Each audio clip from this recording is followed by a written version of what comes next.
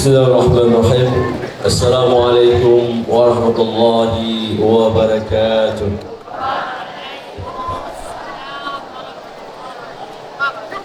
Alhamdulillahilladzi 'allama bil qalam 'allamal insana ma lam ya'lam. Ashhadu an la ilaha illallah wahdahu la syarika lah wa ashhadu anna Muhammadan abduhu wa rasuluh. Allahumma salli wa sallim wa barik ala Muhammad wa ala alihi wa ashabihi ajma'in. Amma ba'd. Puji dan syukur tidak lupa kita selalu panjatkan kepada Allah Subhanahu wa taala, Allah yang Maha Esa, Allah yang menciptakan manusia, Allah yang menciptakan alam semesta, yang memberikan kita nikmat iman, nikmat Islam, nikmat umur panjang, nikmat kesehatan, dan nikmat-nikmat lain dan rahmat-rahmat lain yang tidak kita bisa sebutkan satu persatu masing-masing. Kemudian salawat dan salam kepada baginda Rasulullah sallallahu alaihi wasallam yang telah membawa umat manusia dari alam kebodohan ke alam yang penuh dengan ilmu pengetahuan sebagaimana yang sedang kita rasakan saat ini. Kemudian Rasulullah sendiri sudah bersabda, innama bu'istu liutammima makarimal akhlak. Sesungguhnya aku diutuskan untuk makarimal akhlak, untuk menyempurnakan akhlak yang terpuji. Kemudian selanjutnya yang kami hormati Ustadz Afrizal, kemudian Ustadz Nazariadi, Ustadz Fitriadi, kemudian Ustadz Zia, Ustadz Heri, kemudian Ustadz-Ustadzah yang sudah lumayan banyak, saya tidak bisa sebutkan satu persatu yang kami muliakan dan kami hormati. Kemudian selanjutnya seluruh ustazah, ustazah dan ustaz-ustaz yang sudah hadir di STB ini. Kemudian tentunya yang kami cintai dan kami banggakan, anak-anak kami, santriwan dan santriwati sekalian dari kelas 1 sampai kelas 6. Kemudian selanjutnya, sebagaimana tadi sudah diberikan sebuah judul untuk saya, yaitu akan membicarakan tentang adab dan akhlak. Sebenarnya ini adalah sesuatu yang amat sangat penting dalam hidup dan kehidupan. Laulal al-adabu fawqal ilmi. Adab itu di atas ilmu. Kalau kita punya ilmu tapi kita tidak punya adab, nonsen kita. Kita sudah kelas 6 tapi adab kita tidak ada, itu kayaknya gimana lah.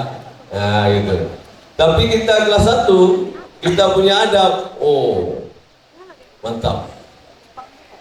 Kemudian selanjutnya, tadi kita sudah menyanyikan lagu Hymne of Dayaku. Kalau kami dulu Hymne of Pondokku. Karena di Jawa itu kalau Dayak itu pondok. Kalau pondok di Jawa berarti di Aceh Dayak, atau bahasa lain pesantren. Jadi kalau kami dulu Hymne of Pondokku. Oh pondokku. Jadi kita resapi sebenarnya makna daripada oh pondokku itu. Semua sudah ada di situ. Sudah ada di situ apa-apa kerja kita dari pagi sampai sore. Sampai akhirnya apa kita katakan? Oh pondokku ibuku. Berarti pondok itu kalian di sini mama kalian. Di sini ayah kalian. 24 jam kalian di sini, mamaknya ini ya. Walaupun mereka belum punya anak, tapi udah jadi mama. Mama yang belum punya anak. Begitu juga sebelah sini. Ayah kalian, apa saja yang kalian kurang di sini, apa saja kalian ada kendala, problem dan sebagainya, masalah dalam kehidupan selama 24 jam di daya Umardian ini, kesinilah kalian berlindung sama ustazah-ustazah ini, sama ustaz-ustaz ini. Terkhusus lagi yang menjadi ayah kandung kalian adalah wali kelas kalian. Nah, itu ayah kandung. Ustaz wali kelas itu ayah kandung. Ustazah wali kelas itu ibu kandung. Kalau yang lain tiri mungkin. Karena nanti tidak semua masalah disampaikan kepada ustazah yang lain atau khususnya. Makanya ketika kalian punya masalah hidayah, maka sampaikanlah kepada ustaz dan ustazah wali kelas. Kalaupun tidak ada wali kelas, bisa kepada ustaz-ustaz yang lain. Sehingga perjalanan kalian di sini aman, tentram, ada yang melindungi, ada yang terlindungi. Oke? Makanya dibilang pondok itu tiap pagi dan petang kita beramai sembahyang. Itu. Jadi sembahyang dari pagi sudah sholat subuh, mengabdi pada Allah Ta'ala. Kalau nggak sholat subuh, coba tanya, coba siapa yang nggak sholat subuh tadi pagi? Mungkin ada, pasti ada yang nggak sholat subuh. Ada apa enggak? Kalau perempuan ada sebagian, ada enggak sebagian. Kemudian sholat adalah sebuah kewajiban tadi dalam apa namanya, dalam himne Odayaka tadi, Odayaku, Kodayaka, Dayaku. Ku itu kalau bahasa Cehia, ku itu, hokuka, hokuka. Kalau bahasa Cehia itu banyak kali artinya. Satu huruf aja bisa bermakna. Apa contohnya? I air. U kelapa. Kalau kita bilang air kelapa, IU 2 huruf cuma. Dua huruf, nggak perlu banyak-banyak. Makanya yang nggak bisa-bisa, Ustazah mungkin udah berapa bulan di sini, sebulan, 2 bulan, udah tahu IU. Kalau belum tahu IU, bahaya kan itu. Itu airnya, air artinya, U artinya kelapa. IU artinya air kelapa. Oke. Kemudian selanjutnya, tadi sudah semuanya totalitas kalian harus masuk ke sini. Anak-anak baru nggak usah pikirkan lagi ayahmu, nggak usah pikir lagi ibumu. Ibu tinggal di rumah, bapak tinggal di rumah, abi, umi tinggalkan.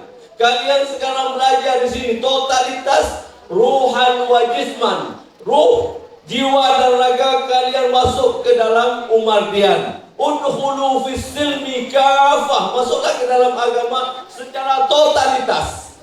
Semua, nggak usah pikir-pikir. Kalau pikir, itu berarti nanti kita nggak dapat nyembuh. Ke sana tubuh di sini, pikiran di rumah, atau tubuh di rumah, pikiran di sini. Artinya totalitas. Kita masuk ke daya secara kafah. Kafah artinya apa? Seluruhnya masuk ke dalam daya. Sehingga ilmu yang kita pelajari itu akan masuk ke dalam hati kita. Oke? Makanya dalam hadis Rasulullah mengatakan, man kharaja fi talabil ilmi fahuwa fi sabilillahi hatta yarji'a. barang siapa yang keluar dalam mencari ilmu, maka dia di jalan Allah sampai dia kembali lagi.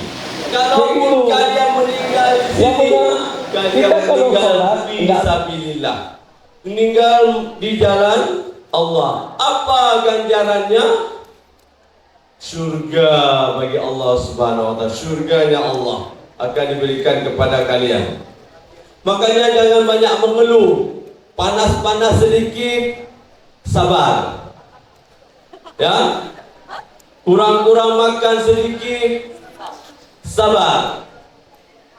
Nah, tapi ada juga di daerah ini malah tambah sehat. Oh, datang ke daerah ini kecil, nanti keluar besar.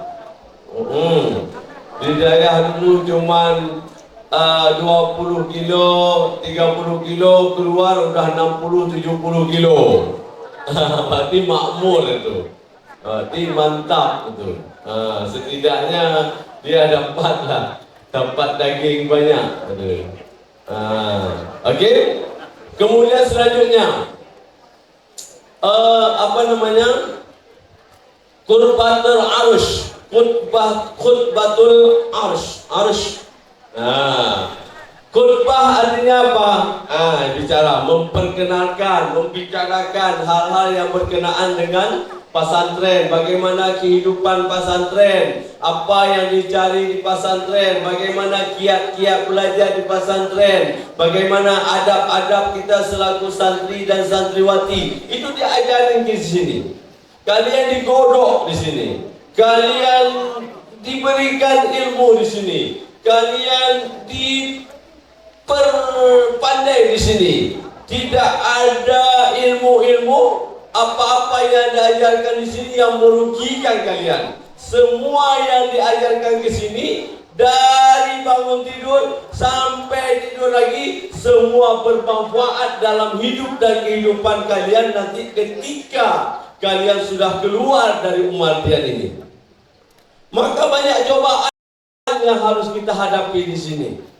Apabila ada di antara kita yang sanggup bertahan 6 tahun seperti abang-abang ini, ini udah mantap kali dah. Karena banyak yang sudah gugur. Kelas 1 gugur, 1, 2, kemudian kelas 2 gugur, kelas 3 gugur. Sekarang kelas 6 tinggal berapa? Dulu sampai 300-an kalian. Sekarang cuma tinggal ke 150 lagi. Atau tidak sampai. Ini adalah yang bertahan. Yang bertahan. Seperti dulu pendidikan di Yunani. Bagaimana pendidikan dulu di Yunani? Pendidikan di Yunani, anak yang masih kecil itu dijemur di matahari. Dijemur. Anak-anak bayi itu dijemur. Maka dilihat siapa yang bisa bertahan hidup. Itulah yang akan menjadi pemimpin-pemimpin masa depan. Akan menjadi pemimpin-pemimpin baik di kampung, di kecamatan, di kabupaten, di provinsi, bahkan tidak menutup kemungkinan akan menggantikan presiden nantinya. Tidak menutup kemungkinan. Kenapa? Karena sudah ditempa dengan berbagai macam masalah, ditempa dengan berbagai macam kesibukan, ditempa, sehingga jadilah orang. Jadi orang. Karena anak orang itu belum tentu jadi orang semua. Agak Aceh. Kau nurung kah? Kau nurung, betul? Jadi manusia itu kadang-kadang tidak jadi manusia semua. Tapi kalau babi, jadi babi semua. Anak bui, cik ke bui mandum. Tapi ada orang hanya cik urun lah dong, cik ke belaga lah dong. Cik penjahat, cik ke Abu Lahab, cik ke Fir'aun, cik ke Abu Talib, cik ke Haman, cik ke Karun, cik ke apa lagi? Jadi nggak jadi orang semua. Maka di sini kalian dijadikan orang. Jadikan orang. Ya. Begitu juga dengan ibu, dengan Kemudian ayah, malu-malu. kita di sini dibicarakan. Kemudian arus, apa arus? Kalau tidak Arus itu singgah sana. nanti ketika Jadi yang berbicara di sini orang-orang tua, khususnya pimpinan pesantren, kemudian orang-orang yang dituakan di sini berdiri dulu. Kenapa dikasih kursi? Karena itu singgah sana. Saya nggak pakai kursi karena saya masih muda. Si muda saya masih tegak berdiri. Yang haid dah boleh duduk kan. Makanya dinamakan arus. Inilah arus ni. Kalau di kontor ini lebih tinggi lagi arusnya ni. Tinggi lagi. Jadi Pak Ayai ngomong situ. Pak Hasan, Pak Syukri, Pak Soeman, Pak Badri, Imam Badri. Itu. Saya juga alumni kontor tahun 1994. Sudah lama. Kalau belum jadi orang, masih benih-benih lah. Kayak gitu. Kau lahir dah maksudnya. Nanti manusia kan lahir. Lahir satu, dua, satu, dua, satu. Makanya manusia itu dinamakan dengan khalifah. Ada yang pengganti. Anak-anak kami yang kami banggakan. Selanjutnya kita akan membicarakan masalah akhlak. Apa itu akhlak? Akhlak itu dari kata khuluq, Ustaz ya? Khuluq itu jamak. Akhlak itu jamak. Khuluq itu artinya budi pekerti. Budi, ada namanya budi di sini. Budi, ini Budi, ini Bapak Budi, ini kakek Budi. Budi melihat tupai, tupai itu lari. Kami dulu belajar gitu. Ya, jadi budi pekerti, akhlak namanya. Kemudian sopan santun. Sopan. Ada juga nama orang sopan. Yang belum ada nama orang santun. Sopan ada. Jadi budi pekerti adalah akhlak. Makanya akhlak itu ada dua. Ada akhlak yang terpuji, ada akhlak yang tidak terpuji atau akhlak yang buruk.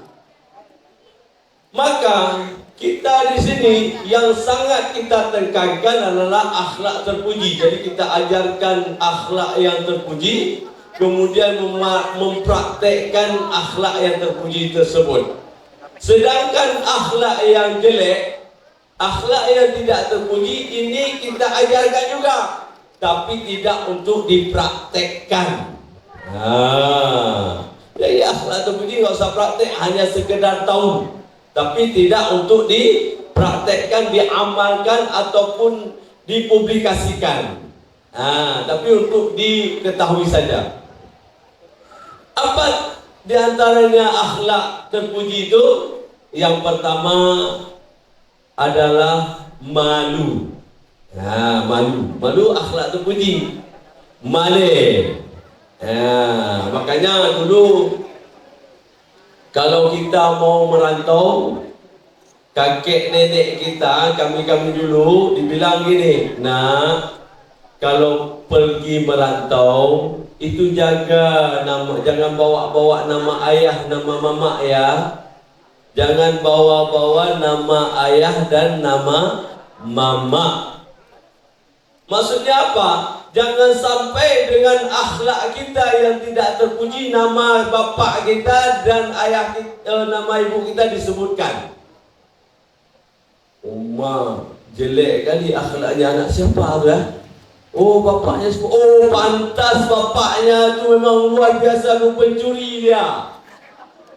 Memang pembunuh dia, memang jahat kali akhlaknya. Ada ayam orang dilempar. Ada orang ikat kambing di kampung dilepasin. Ada buah manok orang dicuri. Itu artinya menyebutkan nama-nama ayah kita atau ibu kita disebut. Jadi dah sampai dengan buruknya akhlak kita, nama ibu kita, bapa kita diangkat-angkat. Sebaliknya, hendaklah kita berakhlak dengan akhlak terpuji.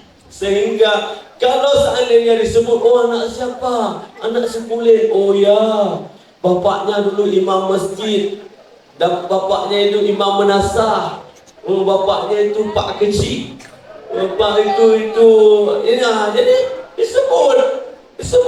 Kenapa? Karena akhlaknya baik. Umma baik akhlak. Kadang-kadang sampai dijadikan menantu dan mertua nantinya.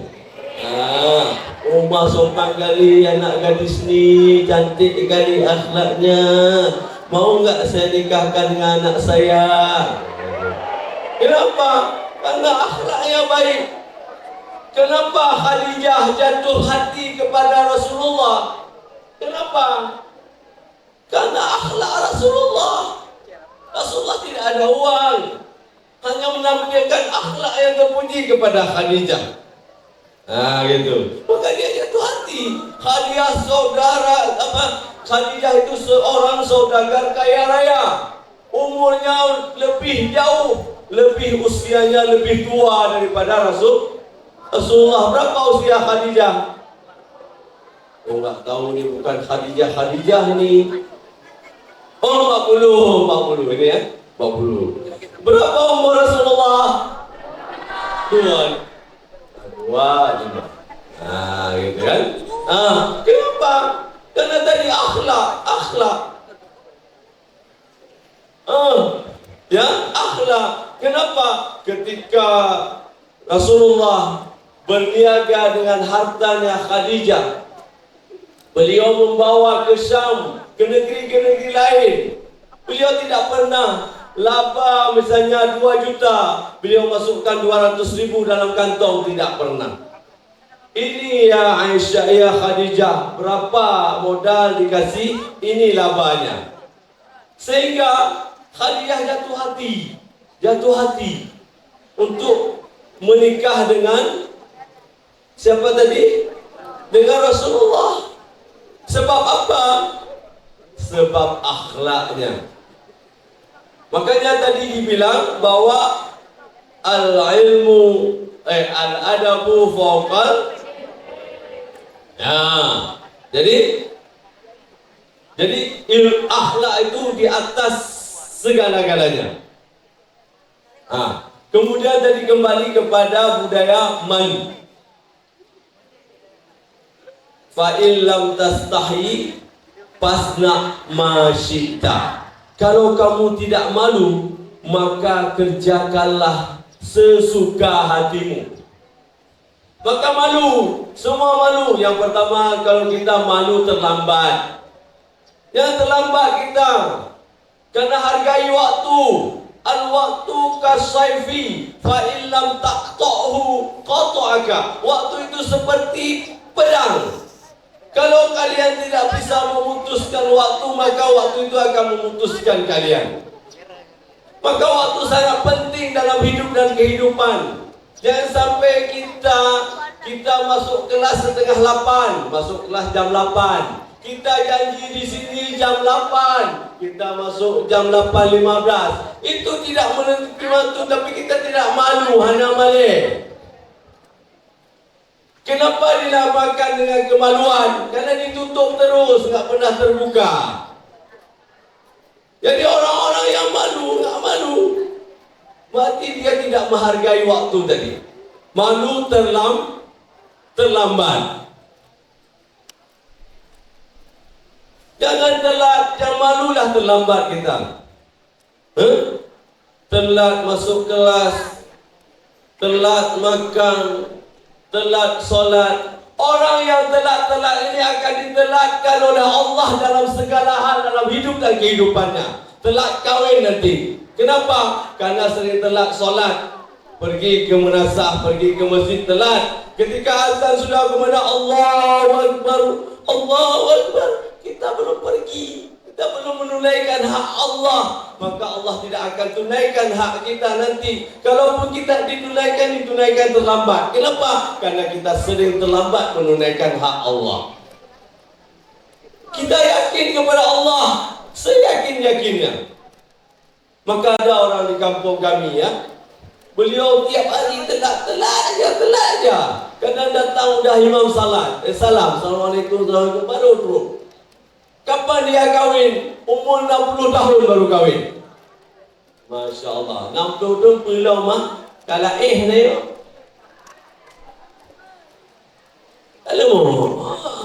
Kemudian apa namanya? Punya anak udah dibilang cucu. Ketika kita berpakaian, Anak lagi cucu. itu juga Makanya harus kalian tahu nanti bagaimana jangan malu. pakaian. Nah ini jangan malu. Ke Kalau tadi masjid, malu terlambat. pakaian ke lapangan. Jangan malu apa? Kalau ada ayah kalian datang, udah tua, udah rambut putih, penampilan yang gitu. Kalau tanya kawan, itu siapa itu? Kakekku bilang. Dosa kalian. Dosa durhaka, masuk neraka kalian. Kalau bilang kayak itu. Nggak mau mengakui ayahnya. Padahal ayahnya, karena perbedaannya sampai 40 tahun atau 50 tahun, ditanya oleh kontonyan. Ya nek dulu berkata Allah. Karena saya pengalaman. Pengalaman. Oh, ya nek saya itu bilang, kakek saya, pada bapaknya tu. Dosa besar. Enggak mengakui bapaknya sebagai bapak. Dipecat jadi anak nanti. Mau dipecat jadi anak. Jadi mantan anak nanti. Kalau mantan pacar ada. Mantan istri ada. Mantan suami ada. Yang enggak ada mantan apa? Mantan anak. Anak enggak ada mantan. Ada mantan. Enggak ada mantan anak. Kalau yang lain ada mantan kecil, mantan presiden, mantan jenderal, mantan ada semua. Tapi yang tidak ada mantan apa? Mantan anak. Anak itu nggak bisa dijadikan mantan. Jadi kalian tidak dibuang ke sini. Diberi pengetahuan supaya kalian pintar dia sampai ya halo kagak aboh kena langkrung langkare. Udah dibuang ke sini, diasingkan. Bukan, kalian itu dimuliakan di sini. Karena bapak yang sempat ajarkan kalian, ibu tidak sempat ajarkan kalian, dibawa ke sini untuk diajarkan oleh ustaz-ustaz ini. Untuk aturan bapak kalian, ibu kalian bawa sini, kasih ke ustaz dulu. Ini ustaz, anak saya mohon diajarkan, yang salah diajarin, yang benar ini harus bawa bulekat, bawa ketan, bawa ayam, itu, bawa apa lagi? Bawa saka, gula, serahkan ke ustaz.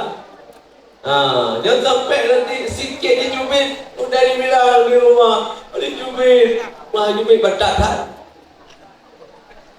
Batak cuti dulu. Kalau batak cuti, kalau nggak cuti nggak bisa. Botak, batak tu botak. Jadi yang pertama tadi budaya apa? Budaya malu. Malu tadi malu terlambat.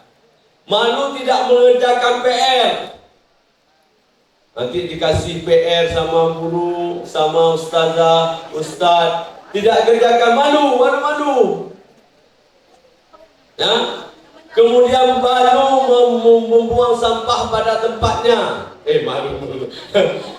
Malu membuang sampah tidak pada tempatnya. Kita sering melihat di jalan, naik mobil Alphard, naik mobil Rebon, naik mobil BMW, naik mobil Pajero, Fortune, tapi buang sampah lewat jendela. Pengkong le, boleh hana. Duit aja banyak dia, tapi kepala nggak ada. Kenapa dia buang sampah di jalan? Dia nggak tahu nanti kena orang di belakang yang pakai Honda. Ada orang lain yang kecelakaan gara-gara kita buang sampah, aqua kita lempar seperti itu, diinjak sama Honda di belakang, dia terpleset orang, mati orang gara-gara kita buang seperti itu. Malu buang sampah pada di jalan. Lebih baik masukkan dalam kantong dulu. Kalau ada permen, minum permen, makan permen, masukkan dalam kantong. Nanti ada tong sampah baru. Karena kenapa saya katakan demikian? An-nadhafatu minal. Punya siapa itu? Punya siapa? Punya orang Islam. Siapa yang mempraktekkan? Orang kafir. Negara-negara terbersih Selandia Baru. Oh, tak ada sampah-sampah. Tak ada sampah. Kita lihat di TV di mana. Oh, negaranya masalah baldatun taibatun warabbul ghafur. Oh, baik sekali, semua cantik kali pemandangan. Dan kalau negara Islam, oh, sampah di mana-mana. WC payah tambah, jom. Pergi ke masjid mau buang pipis, beraya ada penurunan.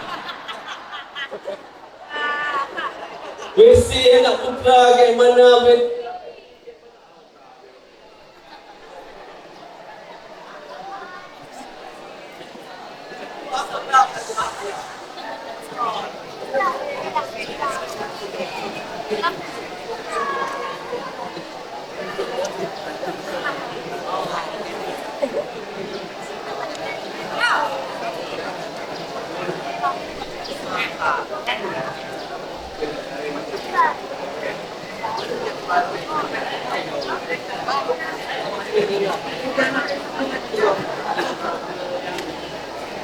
Warna hijau.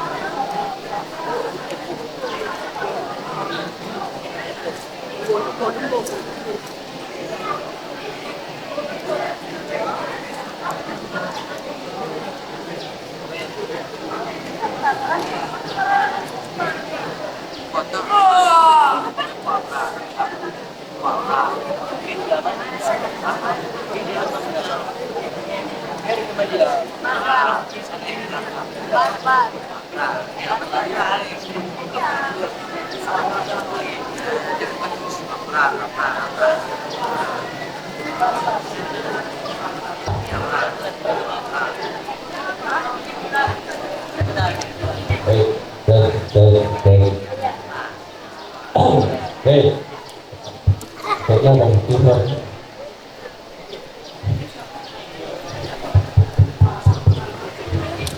Ya. Baik. Tadi budaya malu. Jadi malu untuk tadi membuang sampah tidak pada tempatnya. Marilah kita budayakan pesantren kita, pesantren yang bersih.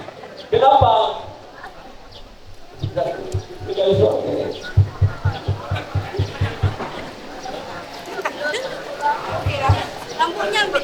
Ada lot yang tidak beli gitu.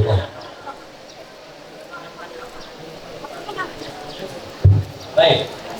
Jadi kenapa? Karena yang kita ajarkan di sini pesantren jangan sampai ini baru mantap nih. Jangan sampai pesantren kesannya kumuh. Orangnya hana mano. Ini siapa yang belum mandi pagi ini?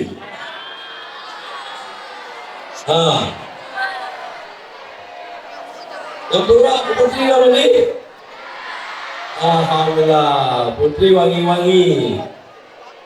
Putra apek apek, baking, berhenti.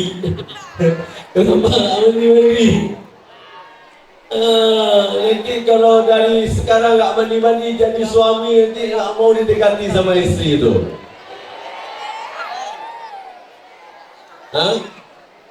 Maka kebiasaan itu adalah al-'adatu muhakamah. Kebiasaan itu ada pada diri kita. Kalau kita biasa begitu terus. Tapi kalau dia biasa rapi, mandi pagi, nggak mandi nggak enak, nggak gosok gigi aja pagi, mana nggak ego, nggak enak gigi kita. Tapi kalau biasa nggak gigi, itu giginya bisa ditancapkan bulu ayam. Bulu ayam dia tancap di gigi, nyandungnya ego. Disangkanya waktu pergi ke dokter gigi apa bilangnya? Ini gigi emas atau gigi apa ya? Padahal karena kuningnya itu. Belum lagi efek nanti jadi penyakit gigi.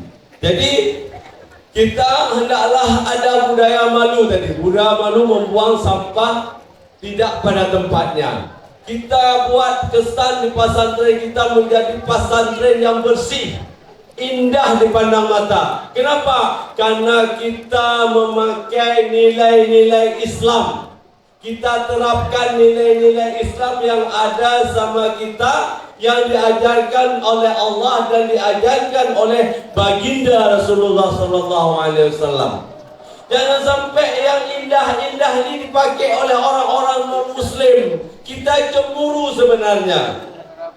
Ketika dibuat penilaian negara terbersih di dunia, tidak ada negara Islam yang pertama. Negara-negara lain, Selandia Baru, New Zealand, dan sebagainya. Islam, negara Islam nomor 20, nomor 10 rentetannya. Coba lihat di HP, negara terbersih di dunia. Tidak ada negara Islam muncul. Kenapa? Islam tidak peduli kepada diri sendiri. Hanya sekedar moto, slogan belaka, tapi kita tidak pernah menerapkan dalam hidup dan kehidupan kita. Itu. Maka kita semua niat bahwa kita harus hidup bersih. Bersih itu adalah akhlak kita, bukan akhlak orang lain. Apa? An-nadhafatu minal iman. Jangan sampai tulisan doang. Ini nanti ustazah sama-sama, ada kakak-kakak kelas 6, abang-abang kelas 6 nih, akhi-akhi, mari kita sama-sama untuk menggalang hidup bersih dalam segala sektor, baik pribadi maupun lingkungan maupun orang lain.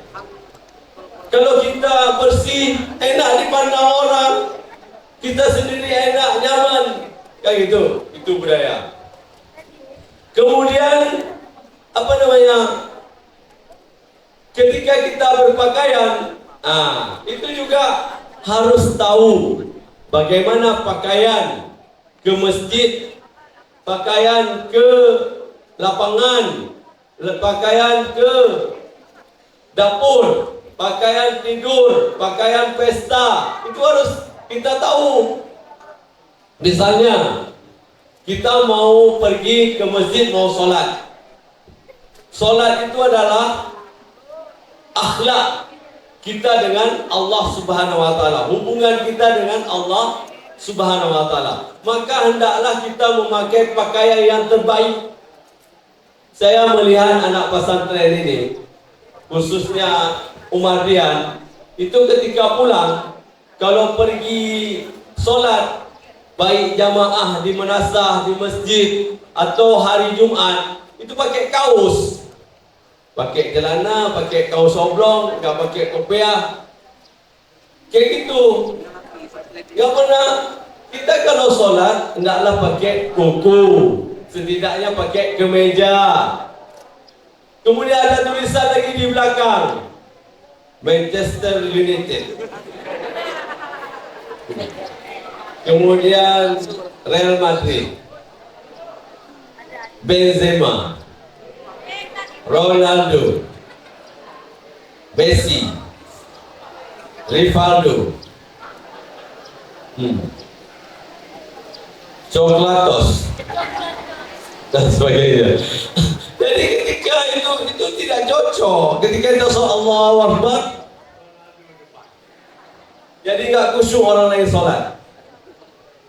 Nah, itu pakaian harus dipilah-pilah. Pergi ke masjid berarti setidaknya jangan pakai kaos. Karena yang kita hadap itu siapa? Allah Subhanahu wa Ta'ala. Ketika kalian akan menghadap bupati, menghadap presiden, menghadap camat, menghadap orang-orang besar, kenapa kalian nggak berani pakai kaos? Karena rasa hormat. Tapi kenapa dengan Allah Subhanahu wa Ta'ala berani pakai kaos? Ini kan akhlak ini. Akhlak dalam berpakaian. Kayak ini pakai jas, dan rapi. Tapi ketika sholat lepas semua, pakai kaos bertulisan Inter Milan, AC Milan, dan sebagainya. Jadi harus kita pilih untuk kita berpakaian. Kemudian dalam berpakaian pakailah yang apa istilahnya, salah yang balan apa istilahnya, yang matching ya. Matching. Matching itu artinya jangan sampai atas A, B, C, kuning, hijau, biru di langit yang biru, melukisku aku siapa gerangan, pelangi ciptaan Tuhan. Jangan sampai kayak itu. Jangan sampai pakai baju seperti pakai pelangi. Kuning, hijau, merah. Sepatunya merah. Ya. Kemudian ketika sholat pakai training. Ini juga adab berpakaian. Jangan pakai training. Training itu untuk olahraga, pergi ke madrasah, pergi ke masjid. Pakai training apa, latihan bola di sini apa? Ya, jangan pakai training. Training itu untuk olahraga. Jangan menghadap Allah pakai training. Pakai sarung, pakai jubah. Ya, itu baru mantap. Malah kalau main bola jangan pakai itu. Anak-anak kelas 1 biasanya pakai apa namanya? Kopiah. Main bola pakai kopiah. Ketika sundur bola, yang masuk gawang bukan bolanya, kopiahnya masuk gawang. Jadi itu harus diperhatikan cara berpakaian. Begitu juga yang putri. Jangan sampai nanti pakai pakaian A, B, C, D. Setidaknya A, B aja. Sehingga, tapi saya lihat pakaian putri setiap masuk kelas itu tidak ada yang salah. Jadi semua anak putri ini tidak ada yang melanggar. Kalau hari Senin misalnya pakai baju putih, jilbab putih, kemudian rok dongker. Selasa, Senin, Selasa. Kemudian Rabu, Kamis pakai seperti baju biru-biru sama jilbab putih. Kemudian hari Sabtu, Minggu pakai pakaian pramuka. Itu jarang sekali ustaz saya yang melanggar ya. Kalau putri hanya 0% kita bilang, 0,0 sekian persen lah. Tapi kalau putra, masya Allah, hampir tiap hari yang tidak ada yang melanggar. Kalau disuruh pakai hari Senin pakai baju putih, kemudian celana biru dongker, pakainya apa? Celana baju putih, celana hitam. Ada aja alasan, nggak dibawa sama mamanya lah, tinggal di laundry lah, kemudian hilang lah, macam lah. Tapi kalau putri kayaknya aman untuk berpakaian seragam, khususnya dalam seragam bersekolah. Tapi kalau putra itu sering. Misalnya hari ini pakaiannya biru dayah, sama baju panjang, lengan panjang. Nanti kalau udah kelas 1 lewat ataupun kelas 2 nggak mau pakai lagi panjang, katanya panas. Udah pakai baju biru, celana biru sama baju lengan pendek, ajar abang-abang tuh kelas 3 tuh. Nah, kelas 1 coba lihat tuh. Kan beda. Kenapa? Karena begitu. Dan kalau hari Sabtu, hari Minggu pramuka dan pramuka, bagi pramuka. Jadi seperti itu memang. Hari ini bagi kelas 1 ni kan, masih rapi-rapi kan. Khusus kita buatkan jahitnya panjang. Tapi ketika nanti semester 2 atau udah kelas 2, tu nggak mau pakai lagi panjang tu. Ada kayak abang-abang tu. Itulah kita, itu kita. Bukan orang lain.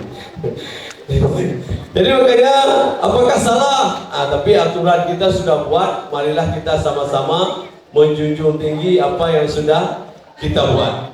Anak-anak kami yang kami cintai dan kami banggakan. Yang selanjutnya adalah akhlak juga yang harus kita punyai adalah bagaimana akhlak kita yang pertama dengan Allah. Akhlak kita dengan Allah adalah menunaikan semua kewajiban kita dari pagi hari sampai malam lagi kita tunaikan karena Allah Subhanahu wa taala. Kenapa? Karena memang kita diciptakan oleh Allah untuk beribadah kepadanya. Bunyinya apa? Wa ma khalaqtul jinna wal insa illa liya'budun. Tidaklah aku ciptakan jin dan manusia kecuali hanya menyembah kepadaku, kata Allah. Itu yang pertama, akhlak. Itu yang harus ketika bagaimana kondisi kita tetap mengabdi kepada Allah. Sakit kita, tidak sakit kita, itu yang utama. Jadi yang pertama, sebagaimana ini mendapatkan apa namanya Luqman Hakim mengajarkan kepada anaknya. Apa yang diajarkan yang pertama, akhlaknya adalah ya bunayya la tusyrik billah. Wahai anakku, janganlah kamu mensyarikatkan Allah, mempersekutukan Allah. Itu yang pertama diajarkan kepada anaknya. Maka kita juga di sini yang utama sekali adalah bagaimana pengabdian kita kepada Allah Subhanahu wa taala. Kenapa? Allah yang menciptakan kita, Allah yang menghidupkan kita, Allah yang memberikan rezeki kita, Allah yang mematikan kita. Selama Allah masih memberikan rezeki kepada kita, maka Allah masih menghidupkan kita. Tetapi ketika Allah sudah mencabut rezeki kita, maka kita pun akan mati. Maka akhlak kepada Allah itu yang utama. Yang kedua adalah akhlak sesama manusia. Namanya hablum minan nas. Akhlak sesama manusia. Di antaranya tadi sudah kita sampaikan adalah budaya malu. Itu malu yang pertama. Yang kedua adalah kita harus mempunyai sifat pemaaf. Pemaaf. Apa itu pemaaf? Karena kita memang hidup bersama di sini. Banyak hal yang terjadi dalam hidup dan kehidupan. Apabila itu ringan-ringan saja, hendaklah kita menjadi orang yang pemaaf. Jangan sampai ada jadi kita orang yang pendendam. Jadi kita memaafkan. Bagaimana Rasulullah SAW ketika beliau hijrah ke Taif, kemudian dilempar sampai berdarah kakinya, tumitnya. Ketika malaikat menawarkan untuk memberikan ganjaran bagi orang yang melempar tadi, apa kata Rasulullah? Jangan. Kenapa? karena mereka belum tahu misi dan visi yang ingin disampaikan. Ya Allah, Rasulullah maafkan. Bagaimana Rasulullah SAW dihina, bagaimana Allah dilempar dengan kotoran. Ada orang yang melempar kotoran itu sakit, kemudian dia datangi yang pertama untuk menjenguk. Ketika ada seorang Yahudi di samping masjid, pagar masjid Madinah, kemudian Rasulullah setiap hari memberi suap, memberi nasi, menyuapkan nasi kepada Yahudi itu. Tapi Yahudi itu ngomel-ngomel, Yahudi buta itu ngomel terus bahwa Muhammad itu jelek, Muhammad membawa ajaran baru, ajaran sesat dan sebagainya. Tapi Rasulullah dengan sabarnya menyuapkan makanan kepada Yahudi tersebut. Ketika Rasulullah wafat, maka Abu Bakar menjadi pengganti yang menyuapi Yahudi itu. Maka Abu Bakar bertanya kepada Siti Aisyah, "Wahai Aisyah, pekerjaan apa yang sudah dilakukan oleh Rasulullah selama beliau masih hidup dan aku tidak melakukannya?" Maka Aisyah mengatakan, "Semua sudah engkau lakukan wahai ayahanda, kecuali satu." Apa? Engkau belum melaksanakan untuk memberi makan Yahudi, karena Rasulullah setiap harinya memberi makan Yahudi itu. Maka Abu Bakar melaksanakan.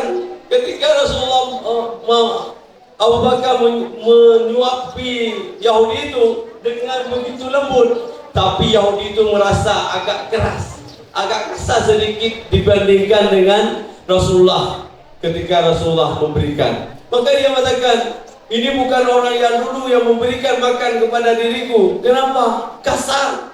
Yang kemarin lebih halus lagi. Dia bisa membedakan. Tapi ini dia bukan." Akhirnya Abu Bakar mengatakan, orang yang sudah memberikan kamu makan sudah wafat. Kemudian inilah yang menggantikan beliau. Beliaulah Rasulullah yang engkau hina, engkau cerca, engkau maki-maki setiap hari. Maka dia menangis jadi-jadinya, sehingga beliau memeluk Islam. Itu sifat pemaaf, sifat sabar. Sehingga jangankan waktu hidup Rasulullah bisa mengislamkan orang, ketika Rasulullah wafat pun masih bisa mengislamkan orang. Orang masih bisa diislamkan karena akhlaknya, karena terpujinya adab yang ada pada beliau, sehingga orang menarik, orang terkesan, orang merasa terpukau, sehingga walaupun beliau sudah wafat masih saja mengalir pahala-pahala karena orang bisa Islam gara-gara akhlak yang terpuji yang beliau terapkan dalam hidup dan kehidupan. Yang sampai kita menjadi orang-orang yang dibenci oleh masyarakat, dibenci oleh orang. Misalnya kita jadi orang yang mencuri ayam orang. Kalau naik Honda pakai knalpot racing, knalpot besar suara. Ketika orang tidur bisa terbangun gara-gara Honda kita, gara-gara kereta kita. Kemudian buat gaduh terus di kampung. Ketika kita meninggal, apa kata orang? Alhamdulillah, kau mati tigaman. Pokok hamba rokok mati. Sudah meninggal, alhamdulillah orang. Jadi yang sampai seperti itu. Kita ketika meninggal, hendaklah menangis orang. Kita buat menangis. Oh, ada si fulan sudah meninggal, Masya Allah. Enggak ada lagi orang yang ceramah, enggak ada lagi orang yang bisa menunjukkan kita jalan yang lurus. Tidak ada lagi orang yang bisa dermawan. Tidak ada lagi orang yang sebaik dia. Orang merasa menangis, merasa kehilangan. Jangan sampai ketika kita tidak ada, orang merasa alhamdulillah. Kayak kalian diantar ke sini, alhamdulillah, nggak ada lagi si abang, nggak ada lagi si kakak. Kenapa? Kalau di rumah mana ada ganggu adik terus tiap hari. Buat rusuh aja di rumah. Allah udah hantar pesantren. Nanti pulang liburan, datang mak kewo. bilang sama kami, sama Ustaz Nazar, Ustaz Afrizal, kenapa lama kali libur Ustaz? Kok enggak 2 hari aja? Kenapa? 3 menit ganggu adik aja di rumah, susah diatur. Jangan sampai seperti itu. Jangan sampai berakhlak seperti itu. Maka ketika kita pergi, mama menangis ke anak, tapi demimu, demi masa depanmu aku rela melepaskan dirimu untuk pergi ke Umadian, mencari ilmu yang terbaik untukmu masa depanmu. Aku rela, tapi hatiku tidak menjerit, menangis. Mudah-mudahan aku jadi anak-anak yang soleh dan solehah, yang soleh bisa mendoakan ketika aku wafat nanti, ketika aku meninggal, bisa menjadi imam bagi jenazahku ketika aku nanti meninggal. Itu harapan daripada orang tua, menjadi anak yang menjadi salah satu yang ditinggalkan. Idza mata ibnu adama inqata amalu illa min salasin. Apa saja? Sadaqatin jariyah, aw ilmin yuntafa'u bih, aw waladin salihin yad'u lah. Jadi ketika kita wafat nanti, ayah-ayah kalian berharap, mama-mama kalian berharap menjadi yang pertama ada sedekah jariah, sedekah yang ditinggalkan, yang selalu mengalir ketika walaupun kita sudah wafat, sudah meninggal. Yang kedua, ilmin yuntafa'u bih, ilmu yang kita ajarkan dan dimanfaatkan oleh orang. Misalnya ada mengajarkan alif, ba, 1, 2, 3, 4 dan sebagainya, dipakai, itu menjadi amal jariah. Kemudian yang terakhir handalannya apa? Awaladin solihin yad'ulah, anak-anak yang soleh, yang solehah. Mana tanda-tanda anak soleh yang solehah? Alladhi yad'ulah, yang selalu berdoa kepada kedua orang tuanya habis solat. Itu tanda-tanda anak soleh. Kalau nggak pernah berdoa kepada orang tuanya, baik masih hidup maupun sudah wafat, habis solat assalamualaikum, assalamualaikum, ngomong-ngomong nggak pernah berdoa, itu tidak merupakan tanda anak-anak yang soleh. Suruh berdoa, Allahumma firli zunubi wa zunuba walidayya warhamhuma kama rabbayani shaghira, rabbi firli wa liwalidayya warhamhuma kama rabbayani. Berdoa setidaknya 3 kali habis solat, berdoa kepada orang tua. Jangan cukup sekali, 3 kali, 4 kali, 5 kali, 10 kali, sebanyak-banyaknya berdoa supaya ayah kita dipanjangkan umurnya, diberikan rezeki yang halal oleh Allah, kemudian bisa menyekolahkan setinggi-tingginya kita. Itu tanda-tanda anak yang soleh. Maka jangan membuat keonaran di kampung atau di tempat yang kita tinggal. Kemudian selanjutnya apa? Tanda-tanda tadi orang yang dirindukan orang. Dalam Mahfudzat dikatakan Waladatka ummuka ya ibna adama bakian wan nasu haulaka yadhakuna sururan. Ikhris ala amalin takunu bihi idan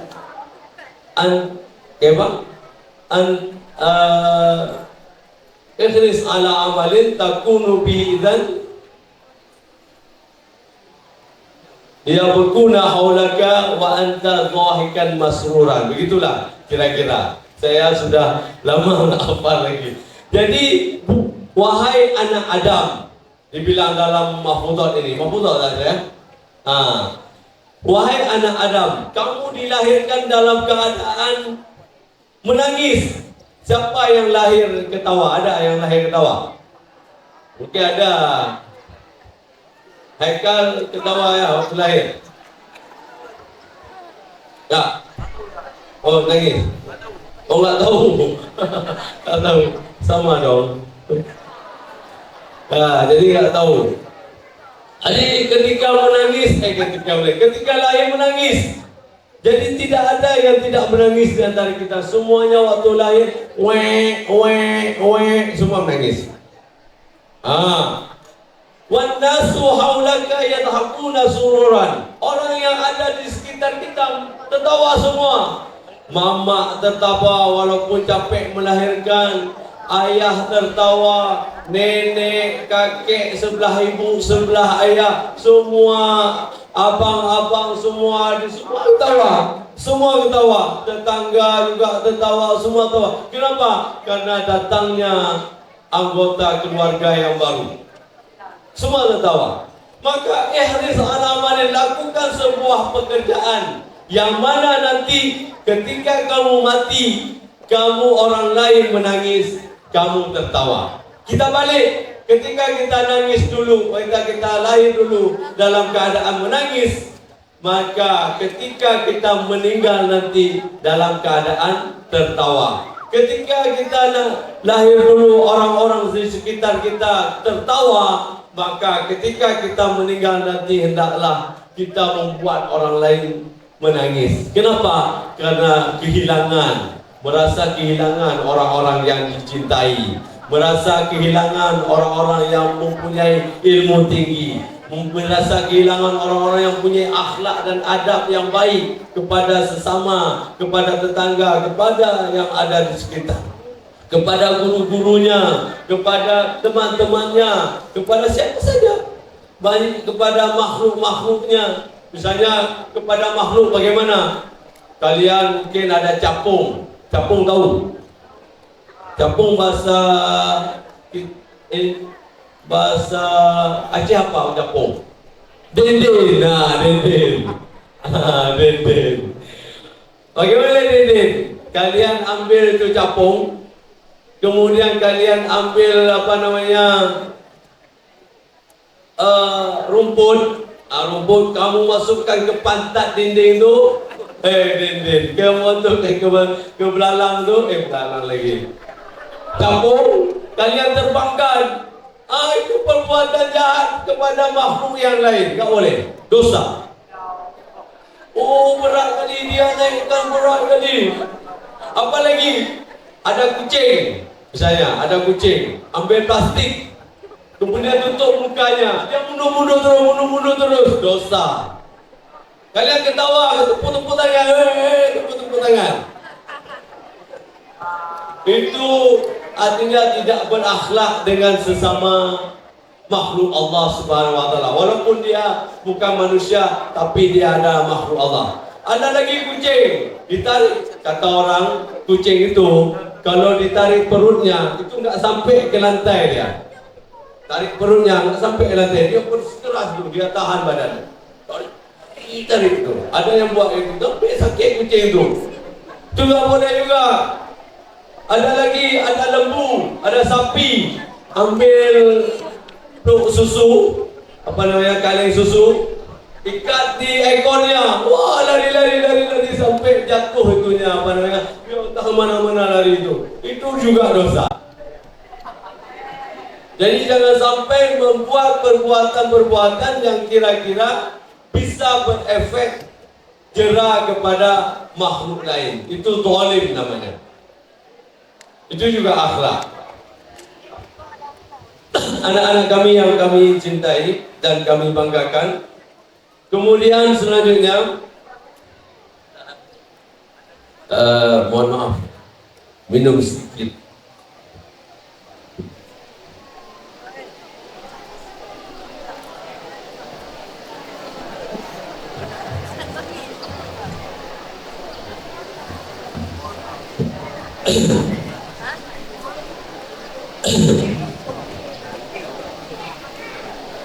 Anak-anak kami yang kami banggakan, kemudian misalnya dalam kita berpergian, bagaimana adab kita, itu juga sekarang kita bisa melihat di bus-bus ataupun di halte-halte atau di rumah sakit itu ada tempat-tempat khusus, ada namanya disabilitas.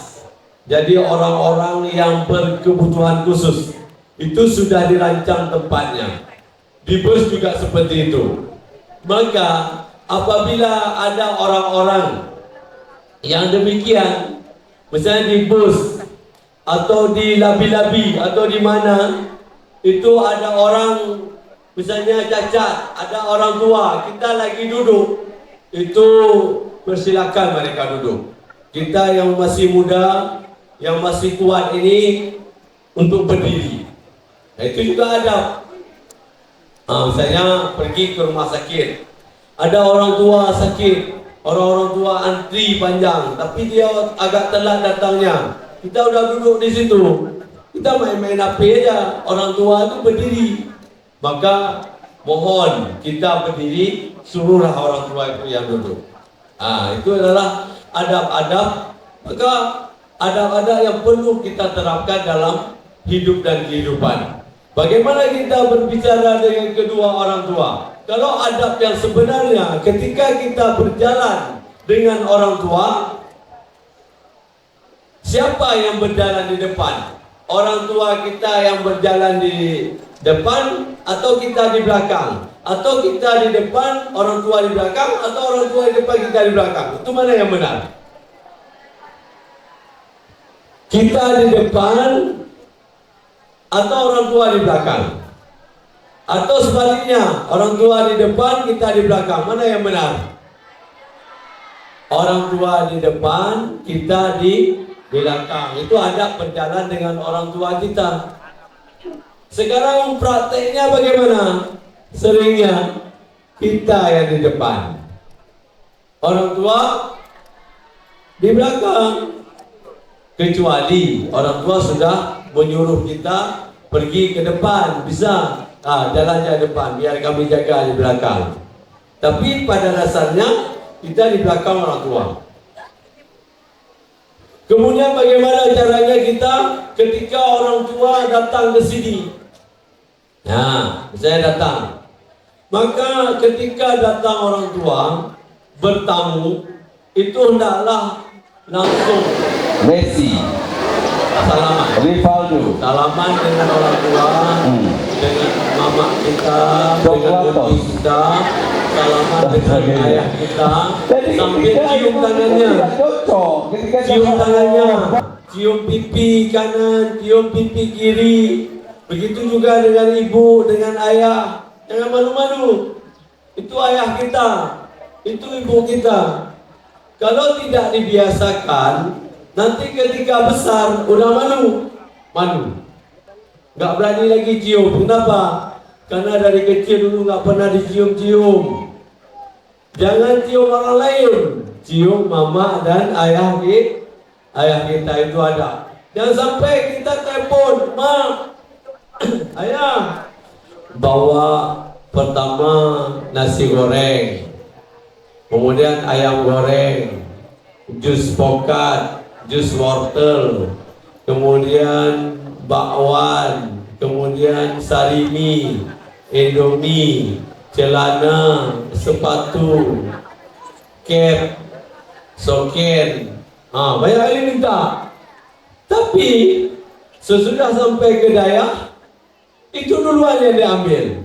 Bukan disalamin dulu, bukan berterima kasih dulu. Jadi ketika orang datang, orang tua datang, maka salam dulu. Salam, cium tangannya, kiri, kanan, gitu, muka, belakang, minta doa restu. Kemudian tanya keadaan dulu, bagaimana bapak, sehat? Bagaimana mama, sehat? Bagaimana adik-adik, kakek, nenek, bagaimana sehat? Alhamdulillah kami juga sehat di sini. Kayak gitu bilang. Ya, jangan sampai nggak pernah dicium tangan orang tuanya. Kalau bisa lutut-lututnya dicium, cium lutut. Karena kalau dalam lagu Aceh, Nazam Aceh,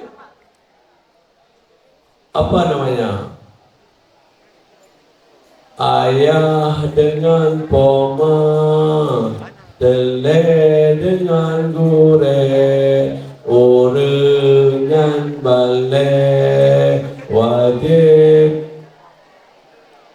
menyona salah, mengakalake akhirat tente. Apa? Itu. Jadi mama dengan ayah ketiganya guru. Itu yang wajib kita muliakan. Yang pertama mama kita. Ketika Rasulullah SAW ditanya, wahai Rasulullah, siapa yang harus saya muliakan ya Rasulullah? Ummuka, ibumu pertama. Tanya lagi, summa ya Rasulullah ummuka. Yang kedua, ibumu.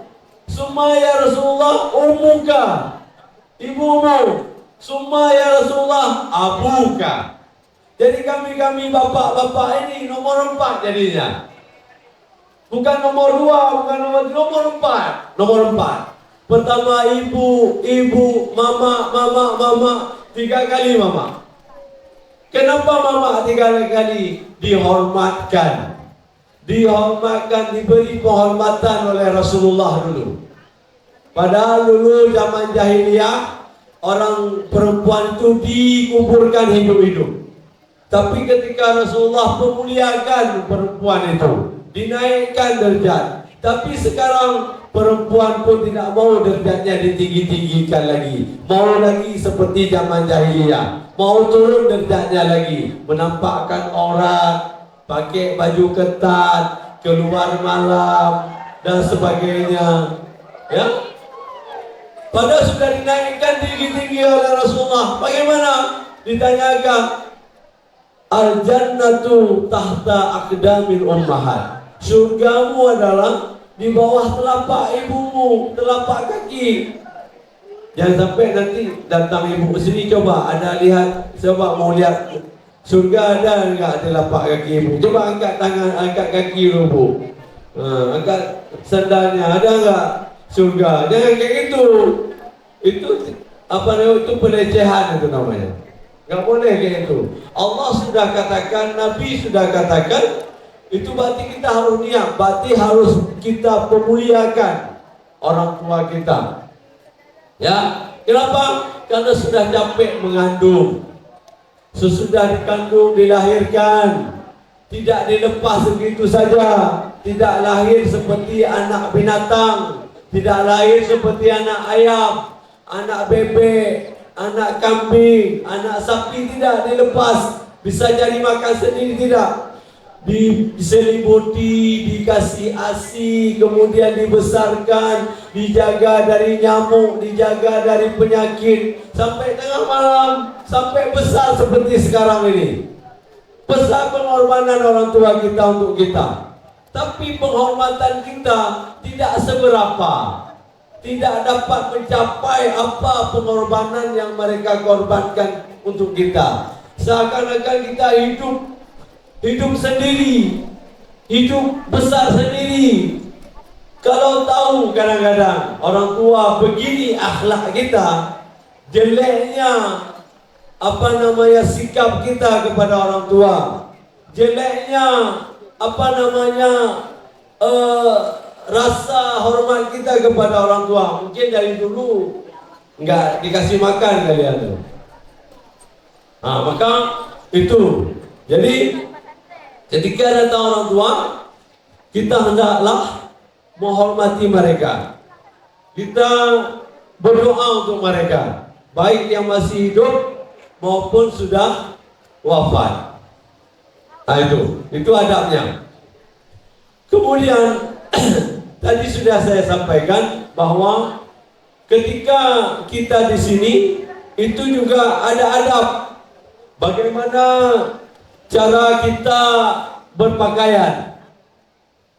Dari pagi kita bangun, berarti kalau tidur pakai baju kaos, kemudian pakai celana panjang.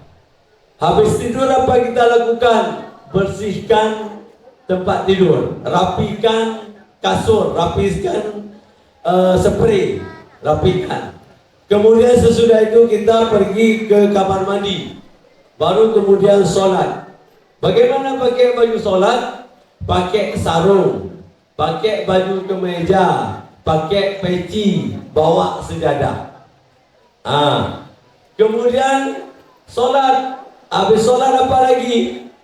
Mengaji. Maka Quran itu dijaga sebaik-baiknya. Itu adab juga. Sebelum Quran itu dibaca, dicium dulu Qurannya. dicium. Mudah-mudahan apa yang kita baca itu menjadi amal jariah buat kita. Kemudian Allah masukkan nilai-nilai Al-Quran. Allah tanamkan Al-Quran itu dalam kehidupan kita sehari-hari. Kita berdoa seperti itu. Kemudian sesudah baca Quran kita berdoa. Ada doa, ada tahu kan doa baca Quran? Allahumma arhamna bil Quran waj'alhu lana imaman wa nuran wa hudan wa rahmah. Allahumma zakkirna minhu ma nasina wa 'allimna minhu ma jahilna warzuqna tilawatahu ana al-laili wa atrafan nahar waj'alhu lana hujjatan ya rabbal alamin. Itu doa kita. Semoga Quran itu bisa menjadi syafaat buat kita ketika kita meninggal nanti, menjadi nur, menjadi cahaya dalam kehidupan akhirat kita, kemudian menjadi bekal hidup kita, menjadi imam kita dalam hidup dan kehidupan ini, menjadi pedoman kita dari Al-Quran itu yang kita inginkan. Jadi habis baca Quran itu, habis asar, habis subuh mungkin itu baca doa itu, baca doa. Dan sampai sebagian ada saya lihat cuman duduk-duduk aja. Misalnya sudah dibilang sama keamanan untuk doa. Itu ketika doa keluar masjid, masuk masjid saya nggak tahu apa ada baca apa tidak. Masuk masjid, apa doa masuk masjid?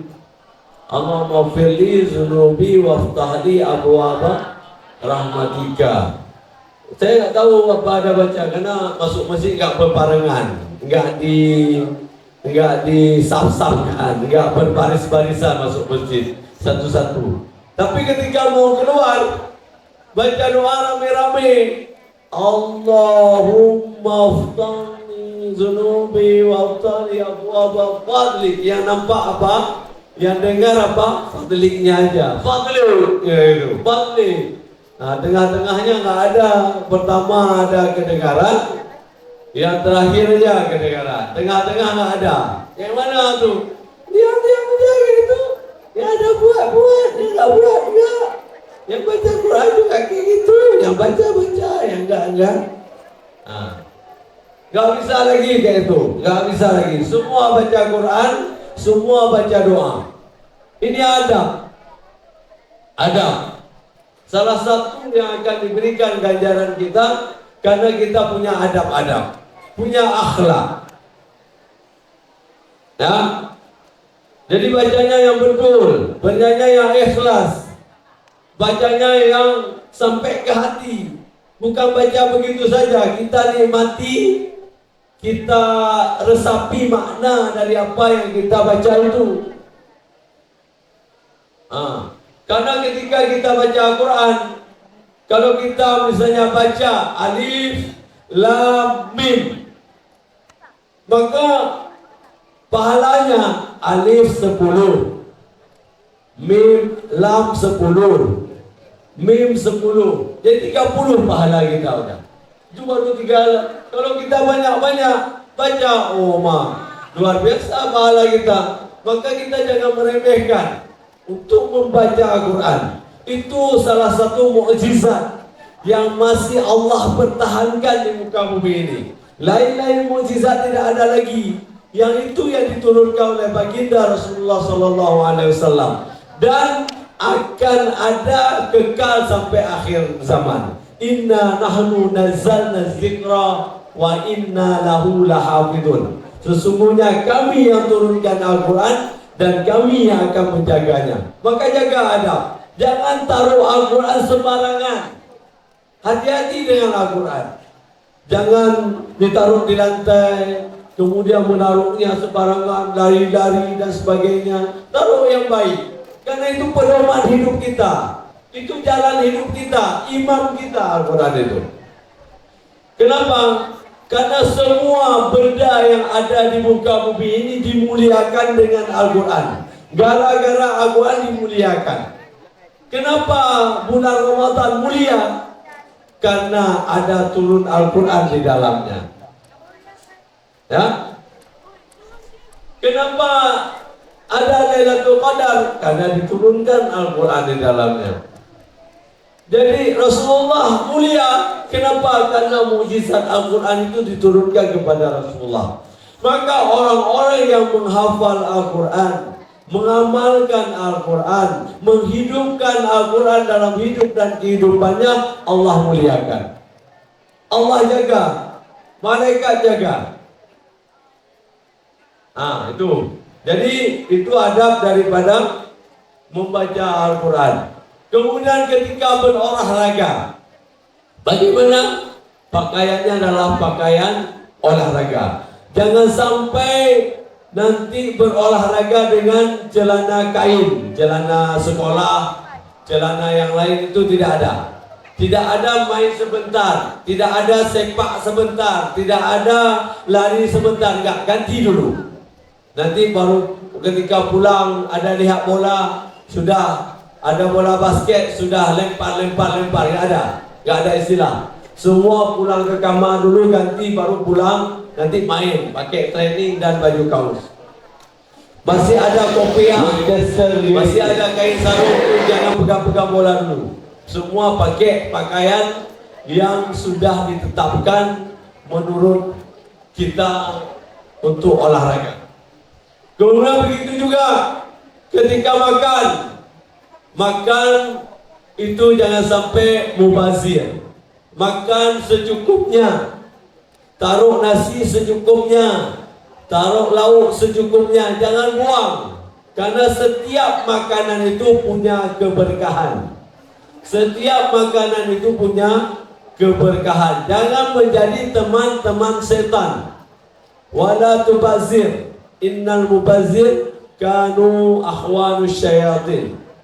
Jadi jangan kalian menjadi orang-orang yang mubazir. Kenapa? Mubazir itu teman siapa? Teman setan. Mau teman setan? Mau teman setan? Nggak mau kan?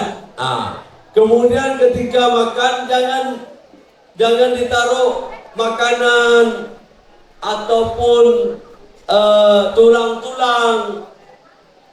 Kemudian sisa-sisa itu di atas meja.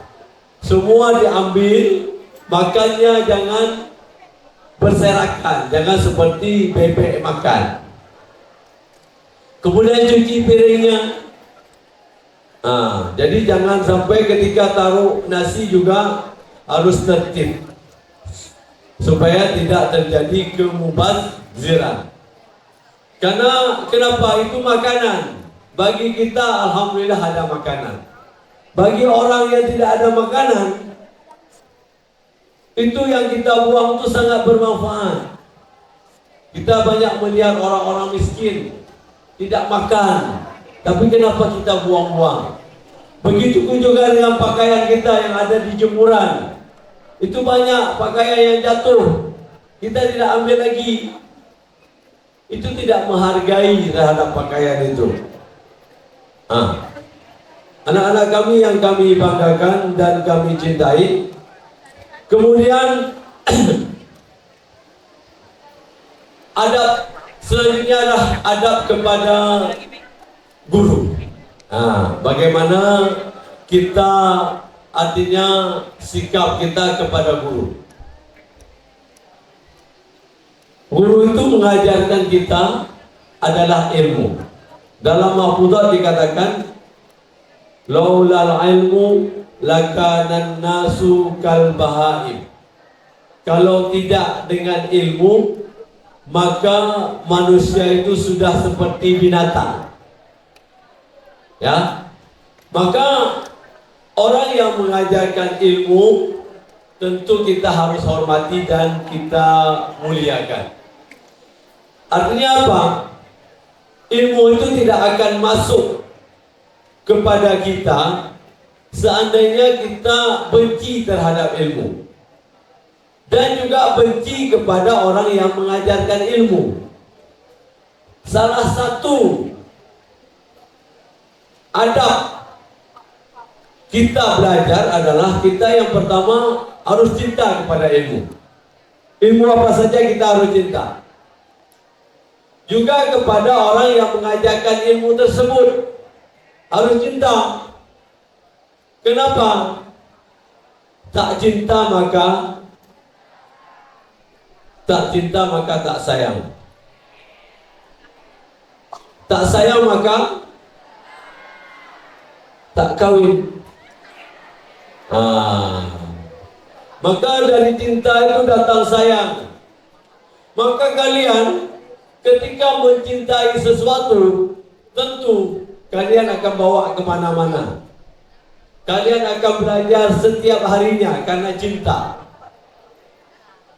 Seperti kita cinta kepada seseorang misalnya. Kita lihat di HP, taruh namanya, taruh fotonya, taruh sendalnya, taruh apa-apalah itu. Kenapa? Karena cinta. Ketika kita lihat lewat di depan rumahnya, nggak ada nampak orangnya, nampak sendalnya pun udah senang. Kenapa? Karena cinta. Tapi kalau benci, lihat mukanya, ya udah, muak aku lihat muka kau. Muak. Kenapa? Karena benci. Maka begitu juga dengan pelajaran. Ketika kalian benci kepada pelajaran, maka unsur masuk pelajaran itu sudah susah. Matematik lagi, ibu itu lagi. Jadi kita boleh pelajaran. Soroh kaman, hifat kaman. Hafal lagi. Mau usul fiqh, ya Allah, PR belum selesai. Kiamat rasanya. Akhirnya apa? Alah nak amrot pakot piljuroh. Sakit akhirnya di kamar. Kenapa? Karena tadi PR belum selesai, hafal belum. Nanti daripada di pendidikan tiap hari, alah mari pakot lah. Kenapa tadi? Karena yang mati nggak masuk lagi itu, nggak masuk. Bahasa Inggris, bahasa kafir. Bahasa Inggris. Bahasa Arab, Arab. Kayak mana mau masuk? Kenapa? Kimia lagi, aduh.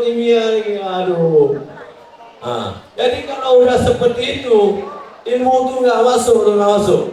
Tapi coba cintai. Alhamdulillah ustazah itu lagi dari masuk aja dah senyum dia. Sorof, alhamdulillah ustaz delik. Senang kita. Tapi belum sampai kamu udah assalamualaikum. Wujud amalul baik. Wujud. Tak masya Allah. Asadi nawalan. Izin ke kamar mandi, nggak balik lagi. Kenapa? Karena benci dia. Maka jangan benci kepada pelajaran. Cintai. Ya, cintai pelajaran itu. Ketika kita cinta kepada pelajaran, maka pelajaran itu akan masuk. Al-Quran juga begitu. Kita cinta kepada Al-Quran. Nanti Al-Quran itu akan menjadi pembawa syafaat buat kita di hari kiamat. Ya. Jadi kalian cinta kepada pelajaran, cinta kepada bahasa Arab. Kenapa cinta kepada bahasa Arab? Karena bahasa Arab itu bahasa jannah, bahasanya surga. Bahasa surga adalah bahasa Arab, bukan bahasa Inggris. Tapi Inggris cinta. Kenapa? Karena kita hidup di dunia ini harus ada dua. Harus ada dunia dan akhirat. Akhirat kita cari, dunia juga kita cari. Nah, jadi cinta kepada ilmu, juga cinta kepada orang yang membawa ilmu. Jadi kalau nggak cinta, maka dia akan lari dari kita, akan lari. Ilmu itu akan lari dari kita. Kalau teman-teman kami dulu waktu di SMP di MC dulu, waktu masuk guru bahasa Inggris. Oh mak, bahasa Inggris bilang, bahasa kafir, nggak mungkin kita bisa. Bahasa kafir. Itu aja udah masuk ke dalam kepala kita bahasa kafir. Kemudian keluar dia cabut, apa masuk? Baru masuk bapak yang lain. Baru dia masuk lagi. Kayak itu. Jadi kayak mana mau bisa? Jadi kita jangan pilih dulu. Semua ilmu, semua pelajaran kita cintai. Kita cintai terhadap pelajaran. Dan cintai juga kepada ibu gurunya. Dan bapak gurunya dan ustaz dan ustazanya. Cium tangannya. Salam sama ustaz. Jangan datang ustaz lari. Datang ustazah lari. Ustazah ini bukan malaikat. Dan ustaz bukan malaikat, tidak akan mencabut nyawa kalian. Kalau dekat sama ustazah, karena Imam Syafi'i katakan, akhi, lan tanalal ilma illa bisittatin. Sa'umbika an tafsirha bibayanin. Hai anakku, kamu tidak akan mendapatkan ilmu kecuali hanya 6 perkara. Maka aku sampaikan kepada kalian. Apa saja? Yang pertama, zakaun. Harus ada kepintaran. Harus pintar kita. Ya, harus pintar. Kemudian zakaun wa hirsun. Apa hirsun? Tamak akan ilmu. Kemudian hirsun wa suhbatu ustadzin, bersahabat dengan guru. Tanya sama guru, nggak bisa. Ustazah, ini rumus matematiknya bagaimana? Ustazah, ini rumus kimianya bagaimana? Ini Ustazah, ini bahasa Arabnya apa? Tanya sama ustazah. Sama ustaz juga tanya. Ustaz, ini coba diterangkan mahfudhat ini sebentar. Kayak mana syarahnya? Kayak mana usul fikihnya dan sebagainya. Harus ada di situ suhbatu ustadzin, bersahabat dengan guru, bersahabat dengan guru. Apabila kita tidak bersahabat dengan guru, ilmu akan lari. Kemudian waktu zaman perlu apa namanya? Perlu waktu yang panjang. Jadi kalian sudah belajar dari TK, SD atau MI. Sudah 6 tahun, TK ada yang tahun, ada 2 tahun, SD sudah 6 tahun, sekarang sudah masuk SMP, MSN 3 tahun, kemudian masuk SMA 3 tahun, berapa tahun dah? 12 tahun, 13 tahun, masuk kuliah lagi 5 tahun, berapa tahun? Kemudian S2 lagi, S3 lagi, belajar hidup tu. Kalau dalam bahasa lain dikatakan long life education. Jadi pendidikan yang berkesinambungan, long life education. Jadi tidak ada pendidikan yang putus. Ya kita belajar dulu. Utlubul ilma minal mahdi. Carilah ilmu dari ayunan lahir kita ilal lahad, sampai masuk lagi ke kuburan. Kita tidak manusia yang sempurna. Semua belajar, saya masih belajar juga. Belajar sampai kita menjadi orang yang sempurna. Banyak hal yang belum kita ketahui. Maka belajar terus. Kemudian wadirhamun, perlu dirham. Apa dirham? Uang. Kalian datang ke sini bayar SPP, kan? Beli buku, kemudian beli baju. Itu juga perlu dirham. Tidak bisa gratis. Nggak ada belajar gratis. Orang dulu belajar itu mencari ustadznya sampai jauh. Seperti Imam Bukhari. Dari Afghanistan, Kazakhstan, itu cari hadis sampai ke Arab sana, jalan kaki gitu. Ya, cari ilmu. Bukan gampang untuk dapat ilmu. Kita harus berpayah-payah. Ya, itu namanya perlu duit. Kemudian apa lagi? Zat gaun mahsul. Jihadun wa jihadun, perlu sungguh-sungguh. Manjada wajada, manjada wajada, manjada wajada, manjada wajada, manjada. Tiap hari itu. Ketika dikasih sama Ustaz, pertama mahfudzat yang ada di kelas 1 adalah apa? Manjada wajada. Siapa yang rajin, dapatlah dia. Manjada wajada, manjada wajada. Itu motto kita. Siapa yang rajin dapat, siapa rajin dapat, siapa yang rajin dapat. Kami dulu ketika hafal mahfudzat itu pergi ya ke lapangan seperti itu di Gortor dulu. Di tengah lapangan berdiri habis subuh, habis solat subuh mufradat, baca Quran mufradat, kemudian pergi ke ke lapangan tu hafal manjada wajada, manjada wajada, manjada wajada, man sabara ala man sabara al-dhafira, man sabara al-dhafira. Itu kayak gitu apa kencang-kencang supaya telinganya didengar, mulutnya didengar, otak-otak ini berfungsi dia supaya cas otaknya. Man sara ala darbi wa sara, man sabara dhafira, man sabara dhafira, jadi kayak itu terus. Kana Muhammadun na'iman fi firashihi was-sa'atu 'ashrun wad dunya kullu dhalamu wa badrun laysa fiha illa sawtul hamir min syari.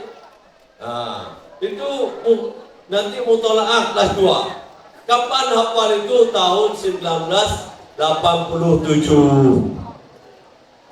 Kayak masih kayak itu duduk-duduk ni. Kayak kalian ni masih kecil-kecil dulu. Kenapa? Dulu sudah hafal melotok, ketika sudah besar seperti ini, sudah tua masih hafal juga. Kenapa? Karena dulu. Kenapa? Kita berpedoman pada at-ta'allumu fis shighari kan naqshi 'alal hajari. Belajar di waktu kecil seperti mengukir di atas batu. Ukir di atas batu. Enggak hilang lagi, enggak hilang. At-ta'allumu fil kibari kan naqshi 'alal ma'i.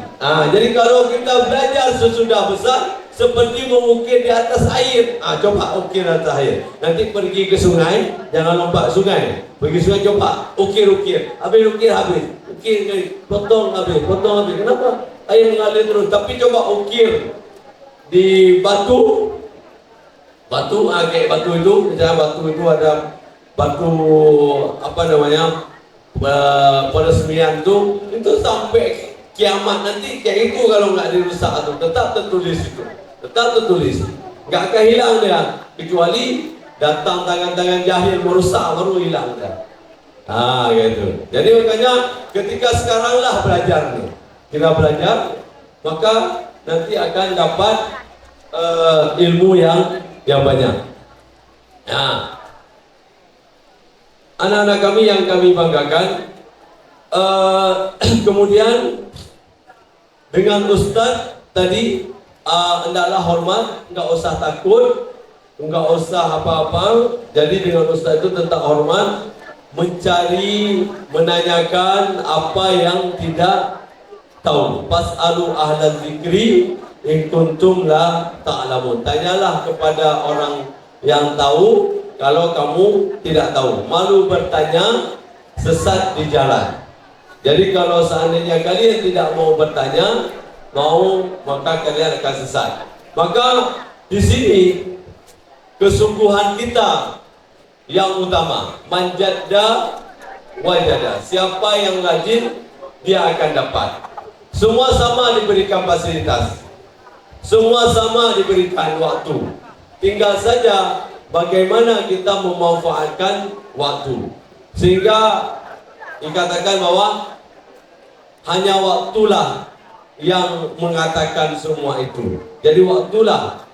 Kalian nanti besar, maka akan jadilah orang-orang yang akan menggantikan generasi-generasi selanjutnya.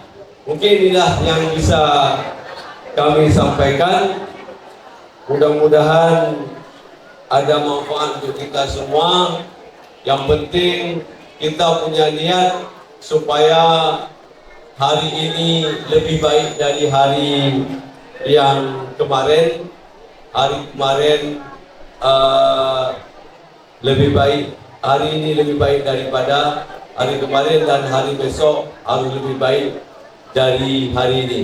Maka yaumuhu khairun min amsihi fahuwa rabi. Barang siapa yang hari ini lebih baik daripada hari kemarin, maka dia sangat beruntung.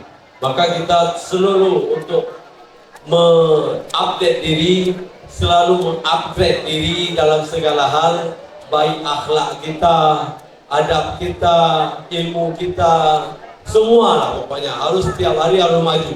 Jangan sampai kemarin tidur, sekarang tidur. Kemarin masih malas, hari ini masih malas. Kemarin belum hafal Al-Quran, sekarang juga belum hafal. Kemarin masih, jadi harus upgrade, karena dunia ini upgrade. Kalau kemarin kita masih 1,0, sekarang sudah 2,0 atau 2.0, sekarang sudah 3.0, sekarang bahkan sudah 4.0. Indonesia masih belum pada titik-titik, belum masuk titik-titik. Jadi maka mari kita upgrade diri, memajukan diri. Bagi anak-anak juga mengupgrade diri, bisa masuk ke perpustakaan. Jangan habis waktu di di kamar. Harus ada waktu diluangkan 1 jam atau setengah jam sehari untuk masuk perpustakaan supaya ilmu kalian maju. Jangan sampai buku perpustakaan itu nggak ada yang pegang, referensi buku-buku murojaah, rujukan ada di perpustakaan. Kalian bacalah, baca banyak-banyak. Jadi membaca itu adalah membuka jendela dunia. Membaca adalah kuncinya. Membaca adalah akan membuka jendela-jendela dunia. Dengan kita banyak membaca, maka kita akan terbuka pikiran kita, akan tahu bagaimana perkembangan dunia. Menulis adalah akan mengajarkan dunia. Jadi apabila kalian sesudah membaca bisa menulis buku, kalian ciptakan buku, dunia akan tahu bahwa kita pernah ada di dunia ini. Karena bakat-bakat pun kadang-kadang beda-beda. Mungkin ada yang bisa menulis nantinya. Dengan banyak membaca akan timbul niat-niat untuk menulis. Apabila kita tidak pernah membaca, jangankan menulis, membaca jangan mau, bagaimana akan menulis? Maka anak-anak kami semuanya, baik abang-abang kelas 6, kelas 1, kelas 2 sampai kelas 6, putra dan putri, hendaklah membaca yang banyak. Membaca yang banyak, jangan sampai gosip yang banyak. Tapi membacalah yang banyak, jangan sampai waktu kita terbuang percuma tanpa mengupgrade diri, tanpa menaikkan derajat diri kita, tanpa menaikkan ilmu-ilmu kita. Semoga tinggal kita di Umardian ini menambah khazanah pengetahuan, menambah khazanah dari adab dan akhlak kita. Kita menjadi manusia-manusia yang lebih sempurna dari sebelumnya. Kemudian kita bisa kembali kepada Allah dengan husnul khatimah, dengan akhir kata La ilaha illallah. Semoga kita bisa ucap semua ketika kita mati nanti dengan ucapan La ilaha illallah. Man qala akhiru kalami biqawli La ilaha illallah. Siapa yang bisa menyebutkan akhir dari kehidupannya La ilaha illallah, maka dakhala jannah, dia akan masuk surganya Allah Subhanahu wa taala. Mudah-mudahan kita menjadi bagian dari semua itu. Amin ya rabbal alamin. Mungkin ini saja yang bisa saya sampaikan. Yang baik dan yang benar itu dari Allah Subhanahu wa taala. Yang jelek dan yang tidak baik itu hanya ciptaan saya sendiri. Kepada Allah saya mohon ampun, kepada kalian saya mohon maaf, kepada ustaz dan ustazah yang sudah berhadir, terima kasih banyak atas waktu dan ruang. Mudah-mudahan kita bisa menambahkan wawasan kita tentang kepesantrenan ini. Mudah-mudahan juga anak kita menjadi anak-anak yang soleh, yang solehah, yang berbakti kepada kedua orang tuanya dan kepada guru-gurunya. Amin ya rabbal alamin. Subhanakallah wa bihamdika asyhadu an la ilaha illa anta astaghfiruka wa atubu ilaik. Wassalamualaikum warahmatullahi wabarakatuh.